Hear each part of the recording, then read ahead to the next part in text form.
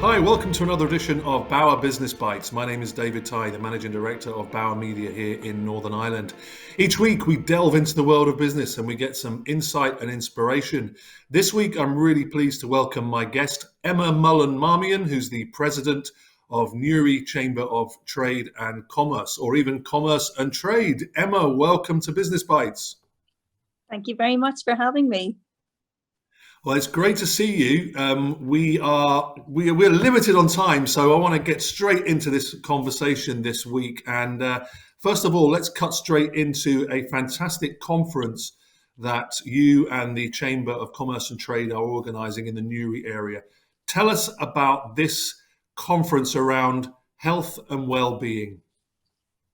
Well, the event is taking place on Tuesday, the 30th of November. It's an in-person event at the Canal Court Hotel and Spa based in Newry. And it's a free event. It's sponsored by Action Mental Health and Newry and Mourne District Council. And the aim of the event is really to support businesses, business owners, HR managers and directors, anybody who's working in communications or PR or wellness, to give them some information and guidance on all aspects of well-being. And I think this is directly in response to our members and the support that they've been asking for, particularly over the last 18 months while they've been navigating the issues to do with COVID-19. So really this is directly response to that and to try to support businesses as much as we can. Well, it sounds like a great idea. I know that you've got a background as a HR consultant, so perhaps let's just delve into that a little bit. Especially in the last 12 months, there's been a lot of focus on employee well-being. Perhaps there's more focus on it now than there's ever been. We've gone through an immediate situation, but do you think that well-being is going to be affected for a long time to come in businesses? And do you think we're fully aware of that as business leaders yet? Well, you're 100% right. We definitely have had the most challenging times for the business community over the last 18 months. And I suppose it's really turned the place of work on its head. Whenever we think about the sorts of businesses that we had before, we'd had some idea of a work-life balance.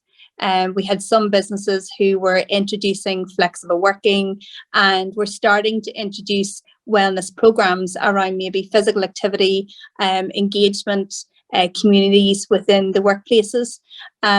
Whenever COVID-19 hit, we basically turned the workplace to people being at home. And a lot of our employees are still working at home. And that whole concept of work-life balance has really been put into question. What a lot of employers and employees are really struggling with is what is the balance now in 2021, 2022? Are we just talking about a life balance? Are we talking about work-life balance? So we definitely are going into a very new space in terms of work, the future of work, what work's going to look like, and what wellness and well-being is going to look like. So whenever we then have employers trying to look at how do we ensure the best for our staff, how do we keep them engaged, how do we keep them motivated, well-being, I think, is going to be something that will be on the agenda for businesses for many, many years to come, I believe. Yeah, I completely agree. And I think it's perhaps more apparent for those people that may be living on their own and working on their own as well, where work was as much of a social part of their life as anything else. Do you see there's a difference in the age groups about which employees are affected more? Is it the older population or the younger end of things?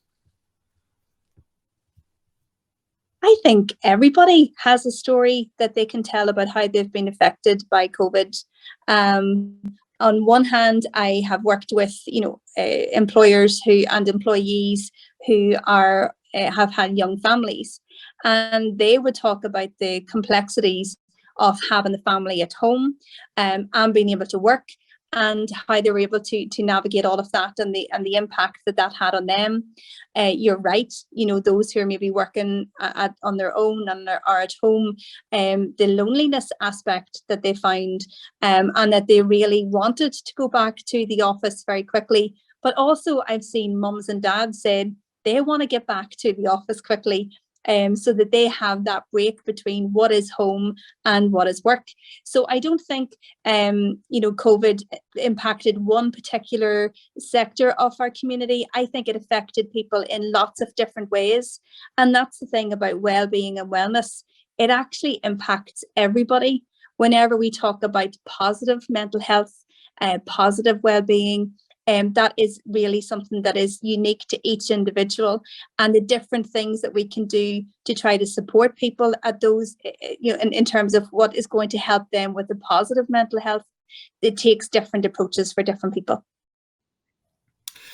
Yeah, and in your conference, which I understand is open to everybody, I don't think you have to be a member of the Chamber of Commerce to attend. What are some of the highlights in terms of the speakers and some of the subjects that you think are going to be relevant to, someone in small business who may not have the ability to hire specific people to deal with some of the problems and issues that are arising when it comes to looking after people? What can they learn from the conference, do you think? Well, if it's somebody who has never implemented any wellbeing programs before, the whole aim around this conference was to try to make this accessible to everybody. So it's going to be good for employees, it's going to be good for line managers, it'll be good for owners and people who have a specific role within wellness. There will be case studies at the event, so you'll be able to learn how other organisations have implemented different programs. We do have different speakers who will be talking about how to build a wellbeing strategy. There's 5 different elements that should be within it, and how you can look at cost-effective ideas that can really boost morale, can boost wellness with staff with very little cost. And as well as the case studies, you're going to have some advice as well. So we have experts who are really talking about money and pensions, who'll be able to support on the financial well-being aspect for your teams. And we have a fantastic speaker, Nicola Conley-Byrne, who is an empowerment specialist. So if you are coming along to really be inspired yourself, that person is there for you. Sounds exciting.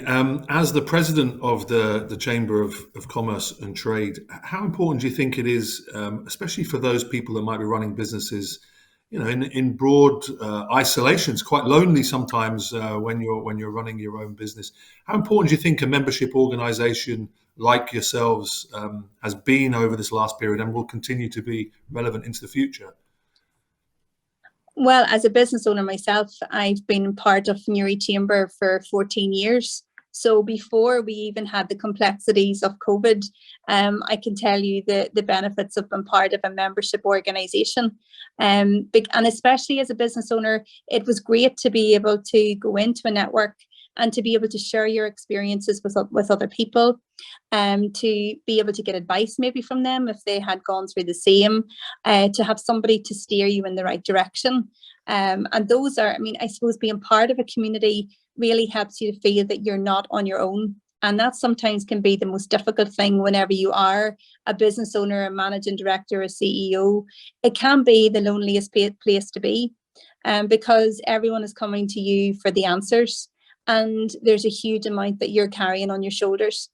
And then whenever you move into the likes of a COVID pandemic, that was one of the things that our members were telling us the most, is the impact that it was having on their staff, yes, but on the business owner themselves, the impact that it was having on them, the feeling of having to carry the business through a very difficult period, and to try and to continue to give encouragement to their staff and to their customers was a major challenge.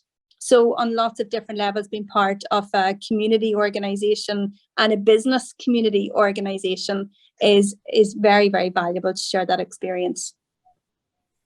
Well, Emma, I wish you the very, very best of luck with the conference. All the details are on our screens from earlier on, and here they are now. And we wish you, as president of Newry Chamber and Trade, and all your members, a very Merry Christmas and good luck with your conference. Thank you so much, David. I appreciate it.